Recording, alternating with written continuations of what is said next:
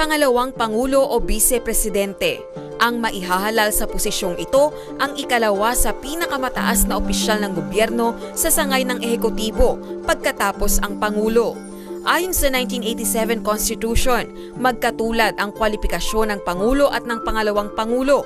Nag-uumpisa ang kanilang termino sa tanghaling tapat ng Hunyo 30 at magtatapos din sa parehong oras at petsa matapos ang 6 na taon. Mahalagang maintindihan natin na ayon sa ating kasalukuyang saligang batas, ang Pangalawang Pangulo ang una sa listahan ng mga maaaring maupo o humalili pansamantala o permanente bilang Pangulo ng bansa ayon sa mga sumusunod na dahilan. Kung wala pang naidedeklarang Pangulo, kung ang punong ehekutibo ay namatay, o kaya naman ay kung wala ng kakayahan ng Pangulong magampanan ang kanyang mga gawain at responsibilidad. Kabilang sa mga vice-presidente noon na nagpatuloy ng termino ng presidente ay sina Sergio Osmeña sa pagkamatay ni Manuel Quezon dahil sa sakit na tuberculosis, Elpidio Quirino sa pagkamatay ni Manuel Rojas sanhi ng atake sa puso, Carlos P. Garcia sa pagkamatay ni Ramon Magsaysay dahil sa pagbagsak ng eroplanong sinasakyan nito, at Gloria Macapagal Arroyo dahil sa pagbibitiw sa pwesto ni Joseph Estrada. Pinagtibay ito ng Korte Suprema.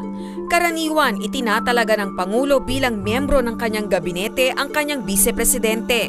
Ang kauna-unahang Pangalawang Pangulo ng bansa pagkatapos ng revolutionary government ay si Sergio Osmeña.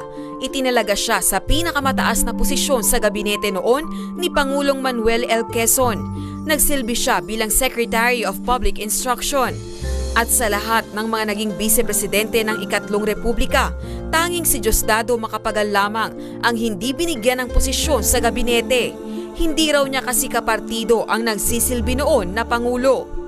Kung naglalaan tayo ng panahon upang mapag-isipan ng husto ang iboboto nating Pangulo, atin din sanang palagi ang alalahanin na ang kahalagahan ng Pangalawang Pangulo ay katulad din ng importansya ng isang punong ehekutibo.